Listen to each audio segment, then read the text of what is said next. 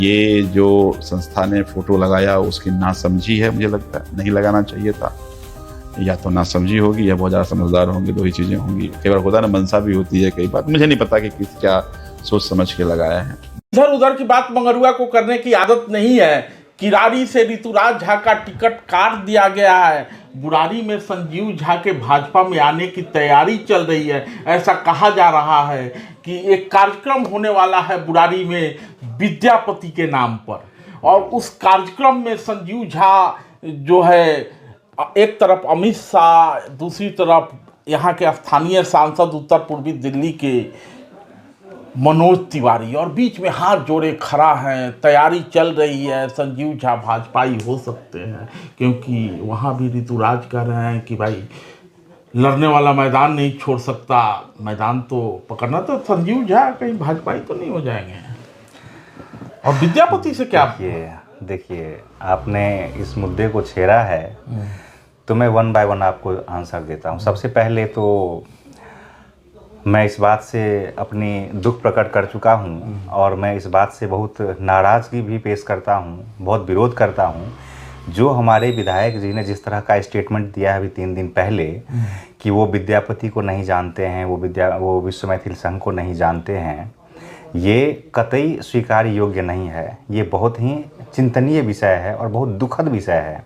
हम राजनीतिक तौर पे एक दूसरे का विरोध करना हमारा कर्तव्य बनता है, चाहे वो आम आदमी पार्टी में हो, चाहे मैं बीजेपी में हूँ। हम उनका एक अलग विचारधारा है, मेरा अलग विचारधारा है, वो विरोध कर सकते हैं, लेकिन विरोध का एक सीमा होता है।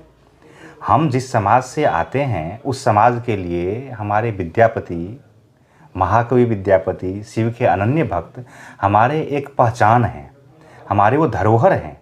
हम जिनके नाम से विश्व प्रख्यात हैं, हम जिनके स्मृति पर्व को मना करके अपने आप को गौरवान्वित महसूस करते हैं, और जिस मैथिली भोजपुरी अकादमी के वो अध्यक्ष हैं, और वो मैथिली भोजपुरी अकादमी इस कार्यक्रम का आयोजक है, उनका पोस्टर छठ में कोई भी ऐसा घाट नहीं है जहां पे उनका पोस्टर लगा नहीं है। हो सकता है संजीव झा को उस समय नजर नहीं गई होगी, अब दिमाग खुला हो कि कहीं, क्योंकि तैयारी, जब आदमी किसी पार्टी में जाना होता है ना, तो उसको छुपा छुपा के चलता है। दिन में किसी से मिलता है, रात में किसी से मिलता है, और एक ही बार। तो हो सकता है 29 की तैयारी हो, अब भेद खुल रही हो। तो चलिए मैं उसका भी जवाब देता हूँ। अभी 5 दिन पहले हमारे विश्व मैथिल संघ के सभी माननीय जो भी अध्यक्ष हैं और सभी लोग जो भी माननीय लोग हैं, वो लोग उनके घर पे जा करके और उनको आमंत्रण पत्र दे के आए हैं, और जो आमंत्रण पत्र दिए हैं उस आमंत्रण पत्र में भी उनका नाम लिखा हुआ है स्वागताध्यक्ष के तौर पे, और वो फ़ोटो लगा हुआ है जिसमें हमारे मुख्य अतिथि के रूप में माननीय अमित शाह जी आने वाले हैं, और हमारे सबसे लोकप्रिय नेता मनोज तिवारी जी आने वाले हैं, और उसमें उनका भी नाम है। क्या जब उनको आमंत्रण पत्र देने गए थे हमारे विश्व मैथिल संघ के लोग, तब उन्होंने नहीं देखा था? और जो संस्था इस कार्यक्रम को आयोजन कर रहा है, उस आयोजन करने वाले संस्था को नहीं पता है कि वहाँ पे कौन मुख्य अतिथि आ रहा है और किसका ये आयोजन हो रहा है? उनको सब कुछ पता था, और सब कुछ पता होने के बावजूद भी वो इसको अनुमति दिए, और अनुमति लेने के बाद ये सारा काम हुआ था।